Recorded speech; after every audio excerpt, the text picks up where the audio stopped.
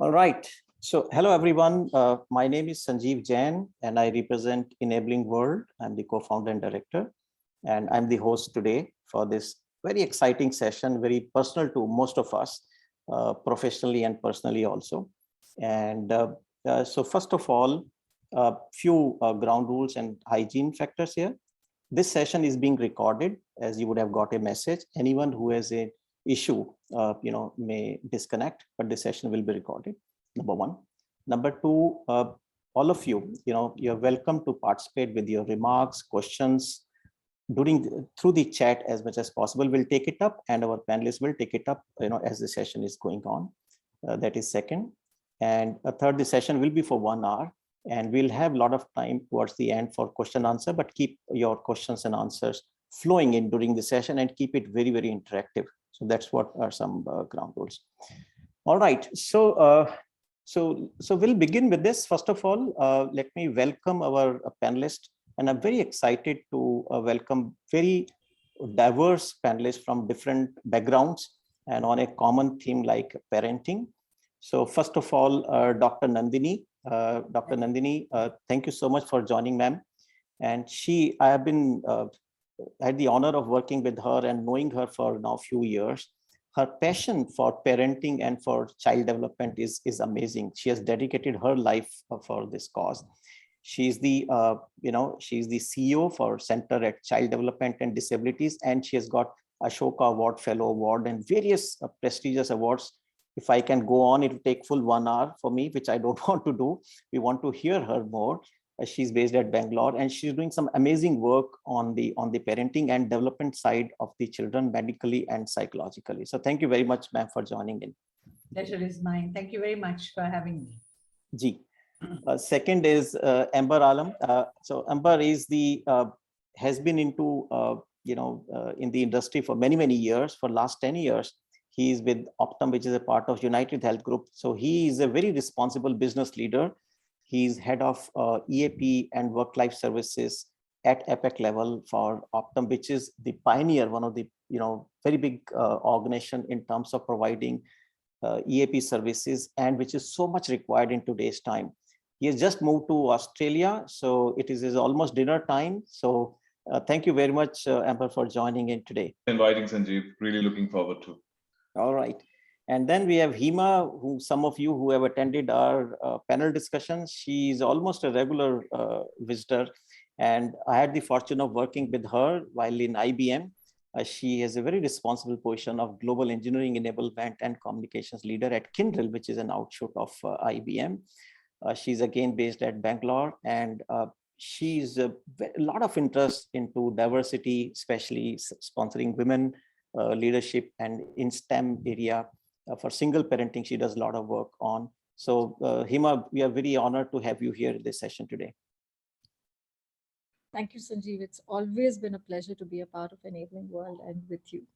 Looking forward to learn as well. Thanks. Thank you. So let's begin. Before I begin, a brief introduction about Enabling World. Enabling World is we are celebrating our 10th year. It's an existence. And Sushil started that actually, and I joined him about 4 years back. And so we are, if we move on, we are into HR services. Our passion is enable the world realize its potential. That's as simple as that. Simply said, but it's tough. And we provide this enablement through 5 key pillars, which is an HR technology, leadership and talent development, HR consulting, talent search and supply, and employee well-being. And employee well-being, actually, it's last but not the least. That is where we spend most of our time on, and rightly so. We are happy to do that. So that's a little bit about us. And if we move on. So this is the topic today. So, I was wondering when we began this session that parenting is so natural to all of us as human beings. Even in animal world, birds, animals, if you see, it's so natural. No one has to teach, what parenting is all about. It's so instinctive and natural. But still, why is it that we had to talk about it? Why is it that we had to have a very special session on parenting? Maybe because of the complexities that we have gone into as a society, as families, in terms of the exposure to digital and the kind of things, pandemic things are going around. Parenting is becoming a challenge, right? earlier it used to be very natural. We are in the joint family. We see from what our grandparents and parents are doing and just intuitively learn it, right? And it was no rocket science. But as we go along, when we are all moving into nuclear families and we are of our own, and the challenges are complex with husband, wife both working or partners working, why husband, wife, partners working, things becoming complex. So it throws challenges, and a transition to a parenthood is one of the, most difficult and challenging and rewarding, equally rewarding also experience for most of us, right? Whosoever has been into this role, right? So today, through these diverse panelists who are very passionate about this topic, we would like to learn and ask few questions that I received from most of you when you registered.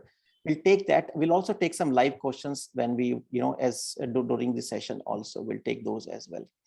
So let me start with Dr. Nandini, because you have spent the maximum amount of time amongst all of us on this topic, right? So your deep knowledge. First of all, please help us. Why something which is so beautiful relationship, right? Nature's most beautiful relationship of a parent and a child, and very natural. Why is it that we are struggling today? And why is it that we have to really enable us to get better at that? So can you unpack it for us in a very crisp manner? Sanjeev, you will be surprised that in course of human revolution, as you've said, human being nurture a child for the longest number of years. For at least till 18 or 16 or 18 or even 20 years, that means you can imagine the span which the child, we have to spend with the child, nurturing. During this process, the child itself, from infant to a toddler, to a childhood, the teenager, to a young adult, undergoes transformation, both in the growth of his body, his mind, his brain, his mental status. So this nurturing, which is so long, and for the parents to be responsible to this whole nurture is quite a complex process, because at each stage of life of a child requires parenting to be addressed. So what is it most important to address in this whole issue is the well-being of, especially in social, emotional, and communication skills, which is also a kind of, even the doctors would not pay much attention to it, but it's a kind of a hidden milestones. We don't know it till the child throws a tantrum. We don't even know what is happening with this child. So, that's the whole complexity, and that's why it's so challenging. It is so beautiful. It's so involving. And then the second most important point, as you pointed out, is the transitional society. The parents, like my generation didn't even have a television to see through. And now this social media, which, you are, and what is important to tell you is that human being is highly a social creature. We need socialization at every level, from mother to father to brother to sister to grandfather, grandmother, uncle, neighbors, employers, friends, school teachers. The child has to be socially so relevant. And in this transitional society today, a lot of it also being taken over by the social media, to whom we are really not interacting physically. So that's another challenge which parents are facing, that how do we help this child? So these are I would say in a nutshell, the challenges and the importance of parenting for young parents today. Okay, thanks for, thanks for reminding that, human beings take maximum amount of time for children to be of their own, right? So that's that's a good reminder that we think we are most advanced, but in this aspect, I think we are the least advanced actually in the whole and entire animal kingdom, if I use the word, right? And I remember you write when I was father first in 1986, right? So we had no telephone, no mobile, right? And I remember I was in a state called Aligarh in Uttar Pradesh. I used to work for a factory, and me and my wife were alone. We had no parents, grandparents around. I remember I used to keep a book, how to take care of children, right? In case some emergency, because you can't call a doctor immediately. So that's how we used to remember our own days. Hima, coming to you, parenting is fine. Positive parenting, what do you understand by positive parenting? Because parenting is parenting, right? What is positive parenting? What's your understanding of this? From my experience and completely my point of view, being a single mom and looking at my child grow up, what I learned is when I grew up, my generation was different, as correctly pointed out by Dr. Nandini ma'am.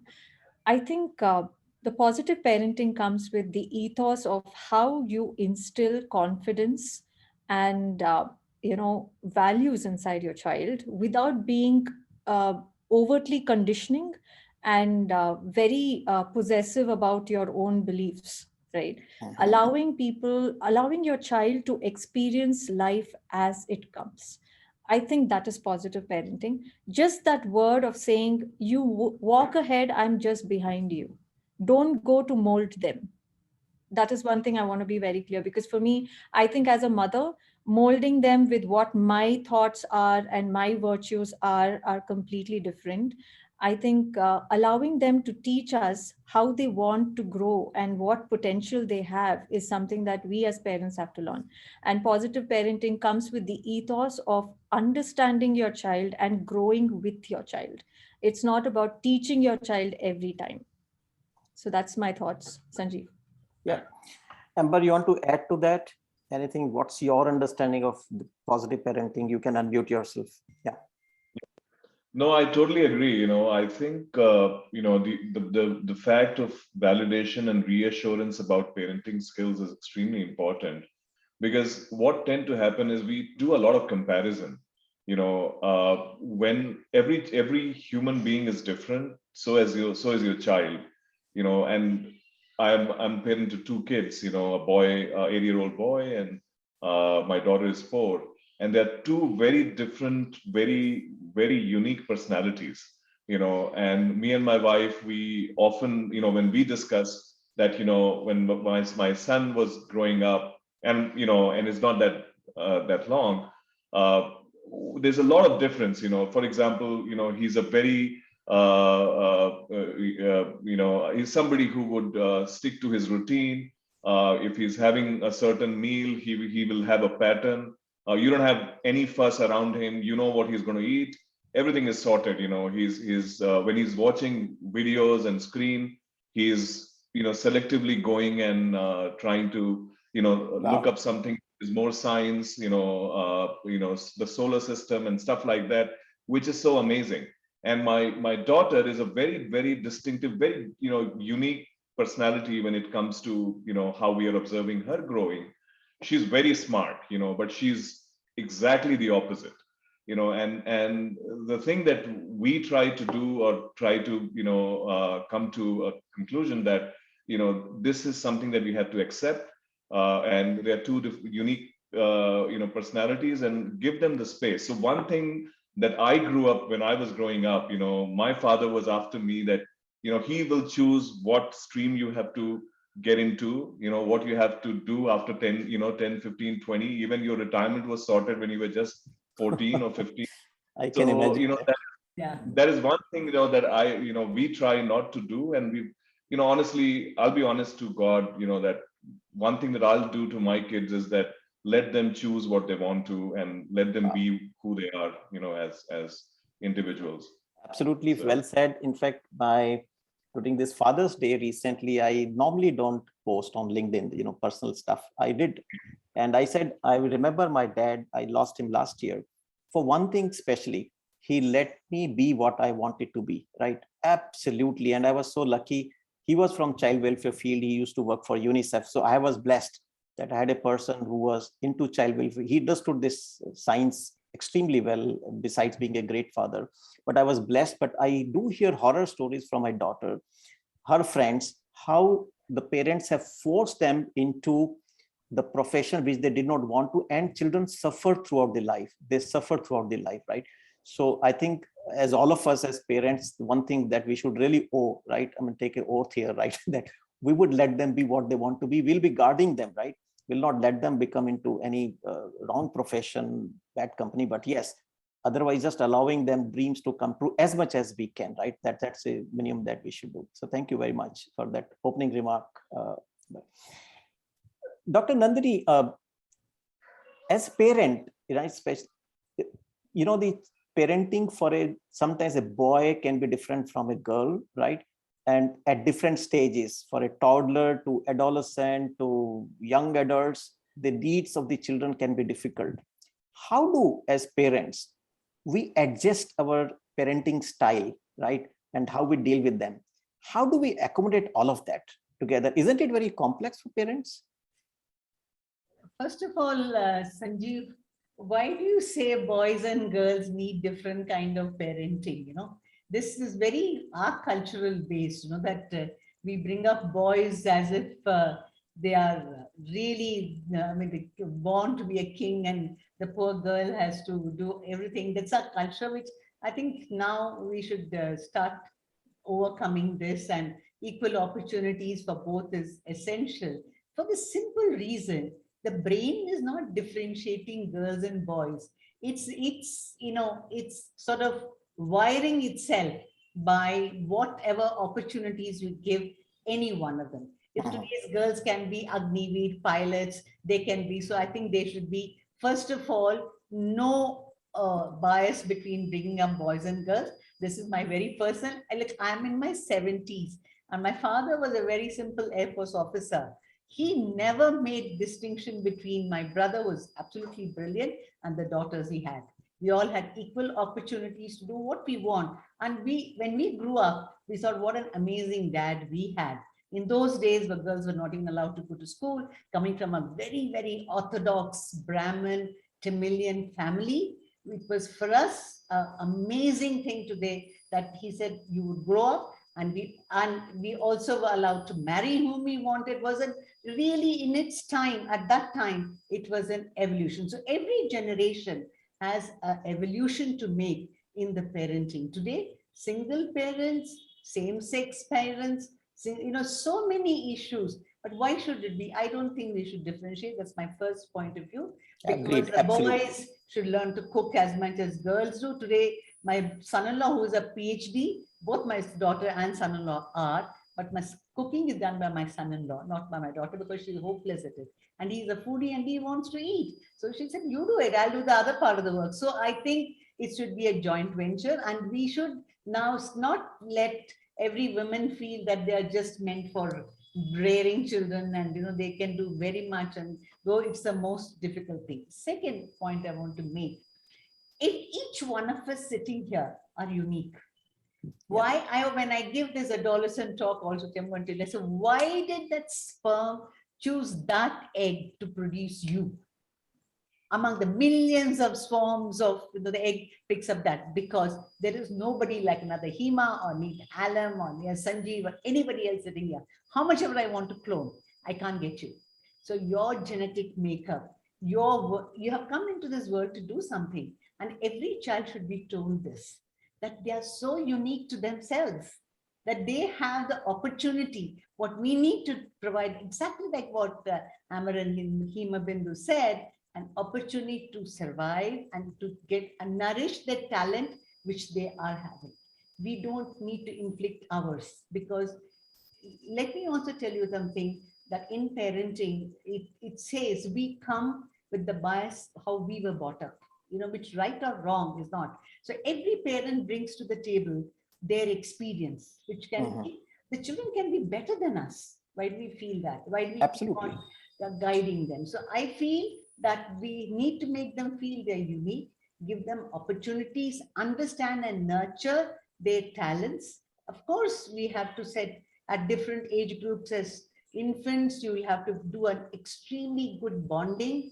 At toddlers, you have to know how to launch them to give that, the kind, what should I say, the space to grow and the boundaries which they will follow. In adolescent, you have to be their friend. So we have to change our attitudes and the way we rear children depending on the age they are in. So that's why it's very interesting. If you enjoy children, you find everything they do so beautiful and so challenging. And then if you know how to deal with them, it's not such a difficult thing, I feel. Thank you very much. And I know, so some adjustment we would need to do. So maybe boy and girl will be all same. So absolutely right in saying that. But certain different age groups, right? Different stages of their life, our style, our parenting may need some adjustment, right, as they go along, depending on what their needs are, as they are unique. Absolutely. So Hima, coming back to you, you touched upon you're a single parent, and I understand you do a lot of work around single parenting, their causes, right? Can you, from your experience, and you would have come across many, single parents for various reasons. Uh, what are some unique challenges that single parents have? Uh, and then any insight you want to give, any tips to to audience here? Oh, sure. Thanks, Sanjeev, for that question. Let's make one thing very clear to everyone. A single parent need not necessarily be a particular categorized divorcee or Correct. a widow. Okay, a single parent can also be a father. A single parent can also be a person who's adopted a child. So a single parent in neutrality, if you look at it, they do have some specific challenges, and I can share a point of view that has reached me through my experience. Hmm. To start with, a single parent struggles for time. That is brutal. Let's accept that. Every parent struggles for time today, right? And there are parents who have their spouse in a different country and they are still working through it. So I think the first thing that we look for is time management, work life balance issues. Then especially we go through challenges with universities and school admissions, because that is something that this in society has not yet changed, and there are a lot of laws that govern that space, and there's a lot of work happening in that area as well. There are taboos which still exist. So the child also goes through, it's just not the parent, it is also the child who lives through that experience. And we need to be cognizant about it. So keeping my experience in mind, what I would share is that a single parent after COVID, a lot of people have become single parents. What can you do about it? Let's address that cause. So here, I think couple of challenges are time schedule, as well as you need to have a career that will sustain you for the next 25 years of your life. Why would you say that? Because you have a child. It's a bond between the child and you have to be there financially, emotionally, physically aligned to that kid until he becomes or she becomes emotionally stable, financially independent, and is having the values to continue and face life as it comes. It's a huge responsibility, let me be honest. You may have an ecosystem, many of them don't even have that. When I talk about ecosystem, I talk about families staying with you, a system where your child is equally protected, a joint family that could be even more supportive. You have your relatives who can be there, but not everybody are blessed these days, right? So couple of challenges are those, and I think most of it is financial stability that we aim for, and then our careers become so important for us. We can't quit, so we don't have time for the child. So a couple of things that I go back to single parenting space and I do counsel and talk to them about is, one thing, please have a very disciplined routine in your life, because you don't, time management is much more than money, Mhm. which follows with health. So I suggest a proper routine that you give yourself 20 minutes of the day for yourself, recoup, recover. You have patterns in your life as an individual, right? You all are individuals. You're not a mother, father figure anymore. You're an individual trying to bring up a good child. You want to instill those values. So what you behave, what you act, you have to be aware. For you to know who you are, you need to understand your own patterns. So each of us have patterns. Pull yourself off, use that 20 minutes to understand what exactly do you do with yourself, pull yourself off and evolve, because that's the only way you can break the patterns of, whatever the behavioral patterns you have, which indirectly influences your child, which you don't Mhm. know, because they just pick up, or they observe what you speak, the tone, everything they pick up. So I think you need to be consciously aware about yourself. Yes, the second thing is that you need to be very clear about your time schedules at work, and be very open about what is that you can take, what is that you can't take. Ask for help. You need to be clear about where exactly you fit inside the society, and don't choose battles that are unnecessary. Who do you want to prove? I think you need to be with a child and bring up your child in a way that he is aware of what is happening around him and he's present with you. So what I do personally for my son, he's 13, and I have gone through this being a single parent for the past 10 years now. So it's been an evolution for me, learning a lot from him. I'll give you a very simple example to close this question. He came up with a question asking, Mummy, me why lion is the king of the jungle. Simple question. Why is lion the king of the jungle? Why not any other animal? They are all equally capable. Such a life-changing, revolutionary question on my face. The only thing I deciphered back, I had to take time, okay? It doesn't come up immediately. So I went back to him explaining that lion's attitude is what keeps it apart, right? Stays, makes it stand out of the entire animal chain, because lion doesn't fight battles unnecessarily. When it goes for the kill, it already goes saying I've won the war. So there's an attitude that it goes for.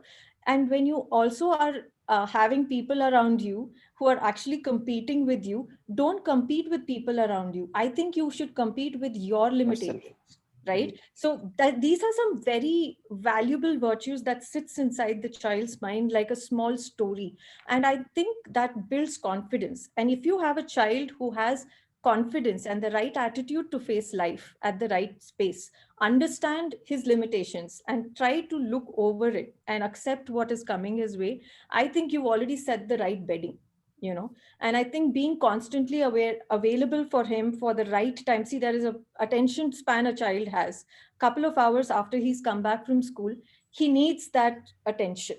If children are not listening to you, if children are not around, I mean, basically abiding to what you want them to be, they are lack of attention is what is coming from your end, right? So you need to give them that time, undivided attention. Even that 1 hour is enough for them. So I think these are some concepts that I go back for single parenting, especially. And I think the time management routine has actually worked wonders for me personally. I'm able to do much more than what I thought, even if I would have been, along with a proper family. The thing is, you call yourself with limitations, you can do much more. Okay. So this is what I kind of feedback on that question, Sanjeev. Thank you. I hope your son was convinced with your Oh, yes. rational. I think it was, I think it was straightforward, because he did come back asking, why not lioness? I said, lioness gives them the strength. So it is a pack. So you need to, Wow. you are, it gives you the strength. They go for the hunt, but when the lion stands, lion stands alone. Maybe it'll be will be very interesting if you can put in the chat audience any interesting question that your child would have posed that you struggled to answer. I think let it come in the chat. I mean, I'll request all of you to put one question that your child posed to you, which you found interesting, right, or challenging sometimes to answer. So let it come. I mean, I'll encourage.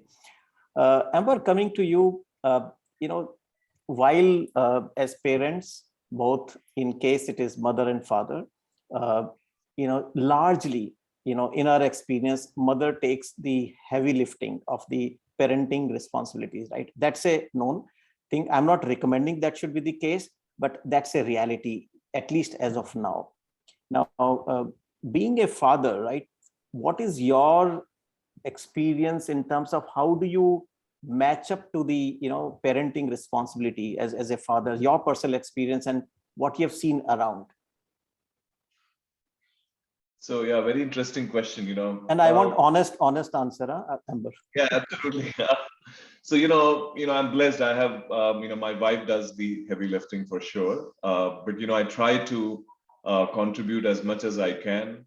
For example, getting up in the morning. So here I come from Bangalore, and we had a beautiful life out there with support and everything. Last 2 months, it has been a big shock in terms of, we were ready for this, but it's kind of brutal. So you get up in the morning and you're on your own. So I was just telling my daughter that, you can't just throw things here and there. We have to clean the stuff on our own. We are our own servants. And she just picked it up literally, and she'll come and say that, when Ammi is doing stuff, she ensures everything is clean. And, you yourself doing, which you're telling me not to do. And, so I know that, okay, they're not just listening to you, they're also watching you. So one thing that I've kind of started doing is to ensure that you have to walk the talk, to be honest. I try to do a lot of, sharing, for example, ensuring that our duties are defined. So, I ensure that pick up and drop is something that I'll abide to, and then spending some time with the kids, so with my son, I've started spending some alone time, trying to give him that attention. And honestly, with the kind of work both of us have, so my wife just resigned from her job back in India, and she's starting up something from next week. But my job was a continuation, and it is several regions altogether. So basically, I'm working shifts, in bits and pieces. So midnight Australia time sometime, and sometimes it's very early in the morning to match the US hours. But the beauty is that, and I'm blessed that we get to plan the day in such a way that I still have some time that I can spend with the kids. So what I have noticed that I have to give them rewards to be able to attract them to myself. But with the mother, they are just she doesn't have to bribe them or do anything. It's very natural. End of the day, when I wanted, I mean, just talking about my daughter, if I ask her to do something, and if my wife has to say something, she would probably listen to her first than me. So, end of the day, I think there's a lot of learning to happen. And as I said, when we started, Sanjeev, I call myself a student when it comes to parenting. It's such a huge topic. So just to give everybody a context, Sanjeev gave my introduction about running EAP programs. EAP is Employee Assistance Program. My organization serves around 3,000 companies in the Asia Pacific region. What EAP does, you have a telephone number. As employees, you can actually ring that number, ask for a mental health expert, a psychologist to be precisely calling, or we also call them life coach. So psychologists can actually get you 101 consultation. You can bring in parenting issues. Parenting is around 25% of our overall utilization, and this utilization is amazingly big. And this is another avenue that we really bank on, because there is a taboo around mental health issues, but parenting is such a topic that it is so close to everybody's heart. So a lot of our marketing material, a lot of our penetration happens through this topic, precisely there are 5-6 major issues that we see from on the EAP side when people bring those concerns. There's a lot of confusion around, parenting style. Everybody wants a validation. Am I doing right? Am I doing wrong? So that's where EAPs come into picture. We connect them to, people who specialize in that area. They are qualified enough to listen to you. And basically, I call EAP as pair of ears that's going to listen to you without making judgment. Did you say, Amber, it is 25% of the total requests that you receive are related to parenting? Some way or the other, not directly parenting, it is eventually twisted, or it turns to become a parenting problem. It could be relationship issues that eventually is a parenting concern, or something that happened in people's childhood, which is now, impacting them, as they, they live their life. So I'll talk about that a little more, in terms of what are the top 5-6 issues that we are seeing, and what are the advices that EAPs have been giving to people to, fix those concerns. I'll come to you. Thank you very much. And thank you for at least trying to be an equal partner. And I think that's a message that we all should do that, take equal responsibility as much as possible within the constraints about parenting, and not leave it to only the mothers, right? Which typically we see it. Dr. Nandini, I want to check with you something may not be very many instances, but today it's very common to have single sex parents, right? I mean, it could be. You're talking to a lot of parents. What are your insights and guidance to us? Are there some unique challenges when both the parents are the same sex? Does this have an impact on the child? What parents should really take care of that while bringing up children? So would you like to throw some light on that, ma'am? Sanjeev, the impact is more of discrimination in our society. That I feel is the worst thing which is happening, whether it is single parents or the same sex parents. See, whether today, parents, I mean, the child expects love, building confidence, self-esteem, and facing the realities of this world, whatever it may be, the situation are. We have to empower them. And secondly, it's important for a child is the experience it undergoes. That's what makes them what they are. So if I personally feel I do have some, same-sex parents who have adopted a kid, they come to me and they say, do we have to do, why, who will be the mom, who will be the dad, why is my mom different? They have a few lot of questions. At the appropriate time, we have to answer those questions to them, that this is nothing abnormal.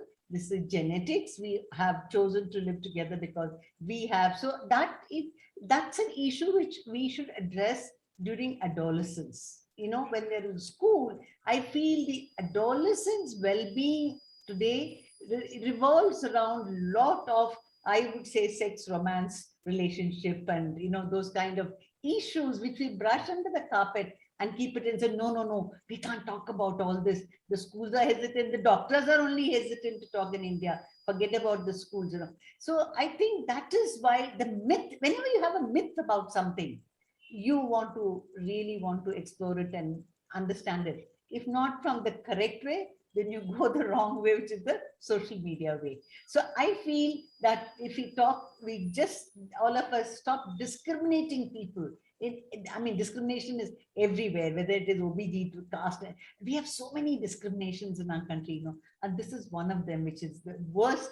Otherwise, I feel my parents are doing a great job. I have lovely fathers who today he says, oh, listen, I'm learning potty training. So I said, yeah. So I was telling him, how do you do? He said, how do I do that? And it was so amusing. It was so interesting for me to teach him how do you train a child for, toileting skills. This is doctor, all this we didn't know. My parents never allowed. We don't know how we did it. So it's very challenging for a same sex, especially if they're males, to understand this. But nevertheless, I think they're doing a great job. And it is really how in life we approach something and what's our. So if my only view is the society, we should have a lot more awareness of not discriminating. I think everything else will fall into its place, I feel. That's a small, thanks for bringing that up. And we do various sessions on inclusion and how we can be, treat everyone equally. We had many, many sessions on this topic, and, it's amazing how it can impact the parenting, right? Coming from society, if we discriminate, that's absolutely. And I think it's about awareness, Dr. Nandini, right? If we all, that's what we are trying to do, create more awareness around this so that we can do our small, tiny contribution in the society of creating those awareness, right? Now, Hima, just to check with you, the digital exposure that we have today, right? Child, even in the nursery, their schooling is happening through smartphones, and through that, they have access to a lot of digital, media, internet, which earlier was not there, right? And so it brings different challenges for parenting, for children, and hence parenting. So what has been your experience around this? What are some few crisp couple of issues that you think parents have in view of excessive exposure to media and digital world, and any advice that you have in a very crisp manner? And then maybe Alam and Amber or Dr. Nandini, if you want to add to that, because this should be a issue which is common across, I personally feel, right? So over to you. You start, Hima. Thank you. Thank you. I think it's a monster on its own to start with. Digital media is something we cannot do without right now. Given COVID, it has accelerated manyfold, and we cannot tell children not to get on there. And online schooling was pretty much the genesis of what we are today. Let me be honest.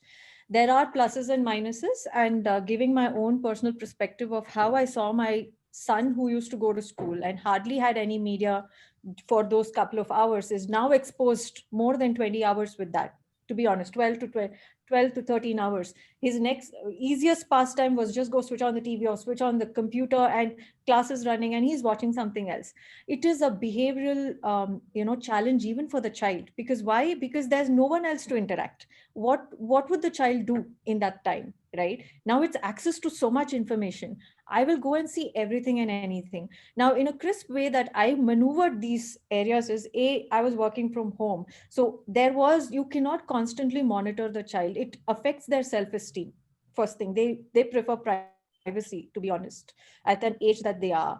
And he was at his age of 11 and I think 12, 11, 12, that when COVID kicked in and we all went online. Though there was massive amount of information, they didn't know how to do it. But there's a lot of sharing that happened online where people started teaching each other, hey, you can do this, you can do that. Instagram became very interesting. YouTubes were like crazy. And YouTube has this feature of positioning and telling, oh, you checked out this content, like this also.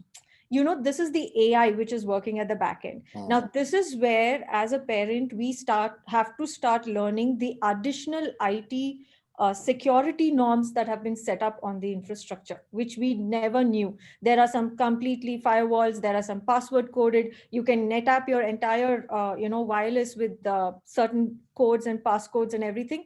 I ended up learning that. To an extent, you can control and monitor, but I think it comes with personal responsibility. For me, for my child, I started having interaction with him during the times when he used to see certain things. So I would ask him, what would you see? And he would show me. Though the content was too much for his age to consume, I was with him. So he could start showing, sharing what he was doing. And then slowly, steadily, I started, channelizing that content into areas of his own interest. So he's into science, he's into a lot of biotechnology space. So he wants to become a snake and herpetology and all that side. So it was more about giving him a research segments that he could participate with and getting him engaged with certain mentoring groups, which he started completely. And it's all on Discord, again, his favorite online thing. So they would get into that and they would discuss. Now, how do we disconnect it? No, this is where I had to take a parental decision because it was too much of social media. And I think boys and girls to an extent have their difference of maturity. Let me be honest. I think Nandini ma'am can add a little more on that. I think the way girls mature mentally is far more couple of years more than what a boy does. And for me, I use that on my advantage. And I kind of replaced his time or that he would spend online with things like online chess learning. Then he became very inquisitive about it. Then I kind of replaced it with online mentoring coaching with senior boys like 18, 14 years old, right? Boys like to interact with elder boys. That is something, is as a behavior they have. I don't know why.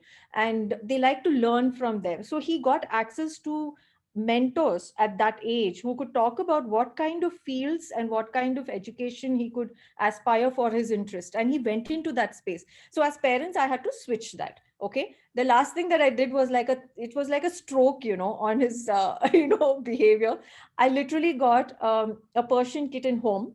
It was not by choice, but I got. As soon as I did, his entire spectrum of showing love and care to that pet literally occupied the time. And I think it's been over a couple of months that he's not touched his phone or he's gone on to any kind of YouTubes. Yeah. Because I think that's a way of shifting it probably. But I think it was quite a marathon for me when COVID started, because it's too much of information and it does influence.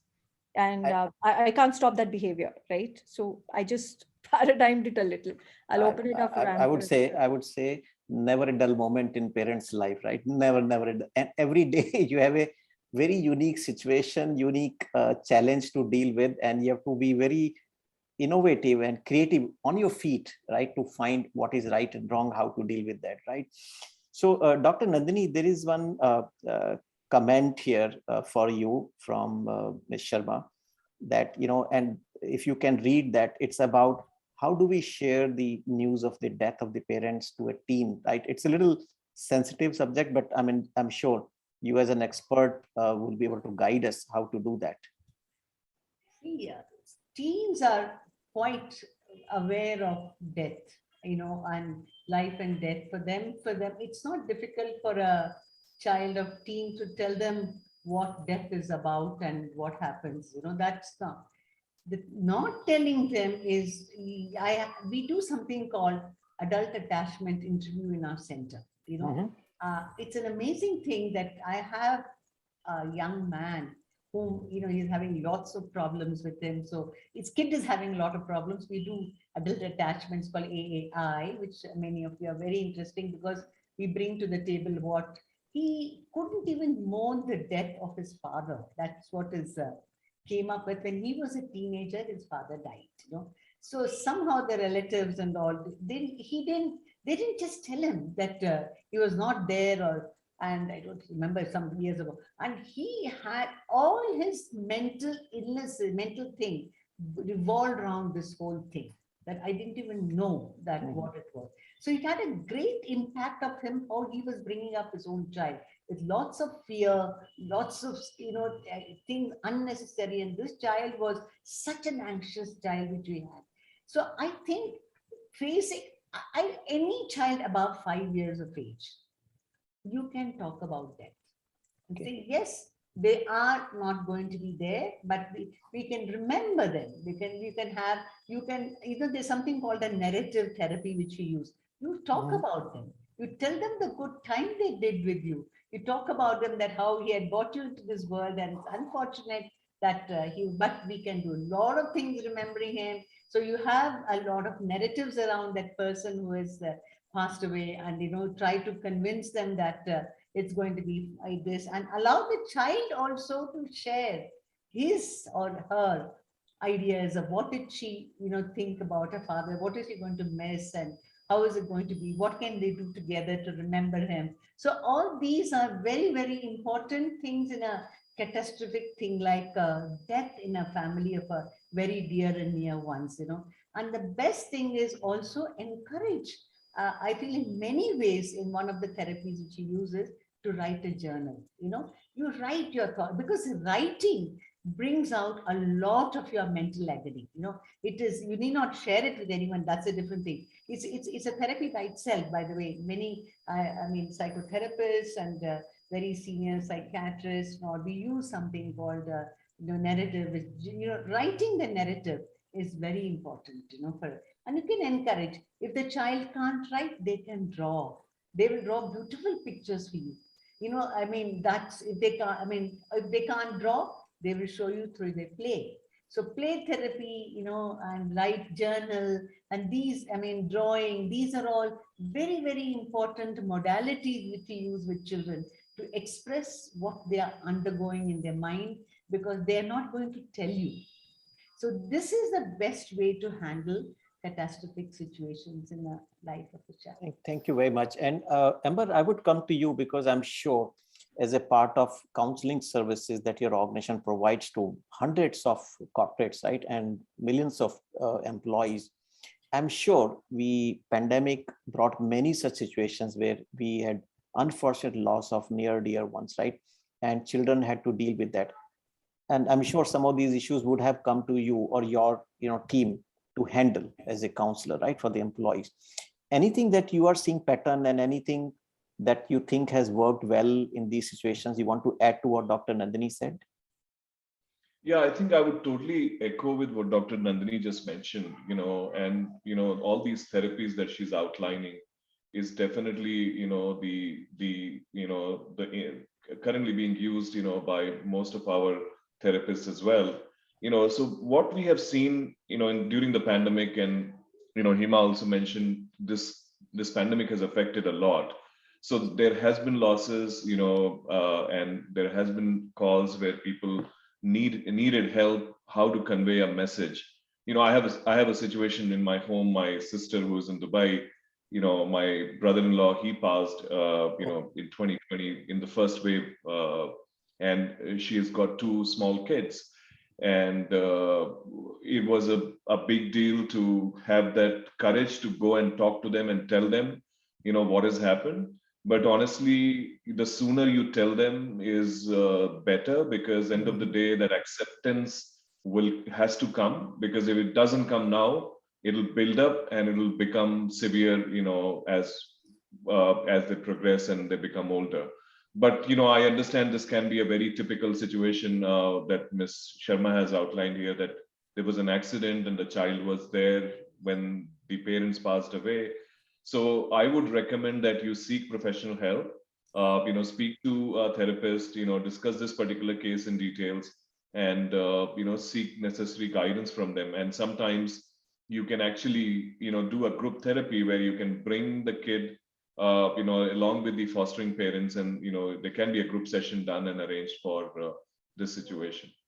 And has that really helped, Amber? I'm sure you might have done such intervention where there's a group therapy along with children and the foster parents, and so I'm sure this must bring a lot of relief, and their ability to cope with that grief must be helping. Of course. Yes, absolutely. See, kids this is a very sticky ground. Honestly, you need somebody, in this case, fostering parents, they need counseling first to Yes. be able to come at one place from where we can actually bring the kid in and then probably have the discussion. Or, most of the cases, you don't even have to do that. The fostering parents themselves should be able to hold that conversation very confidently with the child. So, we get these instances, especially from human resource partners, where a lot of our cases are like somebody is on site and there is an accident or there was a death, and they want to convey the message to the family. So we do tag with the human resource teams, a qualified resource who goes with them to meet the family and hold that conversation. So, and these are plenty of cases, because of confidentiality reasons, we can't really specifically talk about those cases, but we have seen, a lot of these instances in the last, 1 year or year and a half, to be precise. Yeah. Thank you. And I think it's a very sensitive and tricky situation to deal with, but I think I'm very happy for the guidance that Dr. Nandini, you and Amba, you have given. I'm sure all of us would have gone through such situation. We have our own way of hiding the fact or saying the person has gone to the God, etc. Different narrative, right? But I think what you're saying is very concrete, and I think I'm taking some learning out of it myself out of this. So thank you for that. Now, just a couple of questions, because we are just coming close to the end of the session, but there are a couple of things I want to ask. And Hima, let me ask you. I don't know, you or Dr. Nandini, whosoever can comment on this. I have a personal experience or a belief, and I may be wrong. There's no science behind it. Sometimes your love and passion and intensity with your first child and the second child. My experience is, I was the third child, but I had the abundance of that, so I was an exception. But generally we see when the first child, you shower all your, love, affection, care, and attention undivided, right? And when the second child comes, sometimes, by the time you get used to it, okay, one more, and then, you have to divide between two children. What is your, Hima or Dr. Nandini, anyone can comment on? Is it real that our love and care intensity changes with the first or the second child? If yes, what caution we should take as parents? Okay, I'll give it a try. Okay, Sure. I don't have a second child, but I have been the second child, so I think I still have a say in that. Okay. So yes, when you become the second child, I think what really happens is parents somehow become super confident about bringing you up, which is nice. They just don't give you too many answers. They just know the right answer for your question, which is great. And I think they are more mature by the time you're the second child. So the first child is always the trial and error, and you end up getting a lot of good things, and you also get a lot of very interesting insights from parents. But when you as a parent, when you stand up and look at it, I think you start getting so used to it, and you are so clear about what the outcome should be. You are not any more anxious. You are not having any fear of handling the child. You are much more groomed, should I say. I think that As way the parents. second child apparently feels a little a little faster in its pace of growth, as well as there are no confusions in their head. So even the second child, sometimes what happens is the parents always make the second child feel that she is good enough with whatever she has. There's nothing that is missing in her. There's nothing lacking, because the attention is very equal now, right? The first child was always like, oh, don't do this, don't do that. No, the second child is like, you do it, you learn it, you move on. I think the second child, the way they grow up is much more confident, independent. And I think even the parents feel that the second child will fare well than the first one. That's my case. Okay. My mom still feels that I can do anything in the world and my brother still needs help. I don't know why that the parents think like that, but it's, Let's hear from the expert, Dr. yeah, let's Nandini. hear from Nandini. And Amber, if you have any input on this, just share that as well. But Dr. Nandini, you first. Well, it's true that the parents feel a little more confident about bringing up the second child because they feel that's only in infancy and how to feed and how to rear and but not when it comes to understanding the temper tantrums or the misbehavior of the child or anything else. It's equally good as they said we don't know how to really understand why this child. On the contrary, I feel the for me when the second child comes, the lot of sibling rivalry starts with the first child. So the first child gets to ask so much more attention and demand. That's what worries them even more than the second child gets a little neglected. I feel because of the demand and attention the first child is seeking because of sibling rivalry. So I Correct. feel there is it's a, I don't know whether it's a great, whether I feel that the parenting have to be told about what should be, like for example, the gap between the two children matters. If it's come between 1.5, 2 years or 3 years, then it becomes even more difficult for them. While they say, oh, both my children will grow up together and I'll have, I'll relax as they grow up. But during this whole process, but if the gap is say 5, 6 years or 5 years, then the older one gets to be understanding. And secondly, it's also about how we prepare the older child to receive the younger brother or sister. So there is a lot of parenting skill required. I feel whether it's first or child, second, doesn't matter, but I think you have to equip yourselves with the adequate knowledge and how to handle the situations, and then I suppose it doesn't matter. That's what I feel. That's what I do with my parents. Amber, while you comment, in case you have any additional comment, I would request Vijaya to share the screen. I have some couple of announcements to make before we close our session. And so, Amber, any comment from you? Go to the next slide. I am one who's experiencing this because, my kids have this is a 4 years difference. So if I kiss my daughter, my son would come and lie down on me and he would expect me to kiss and hug him as well. And I see that very evidently. They are beautiful friends together.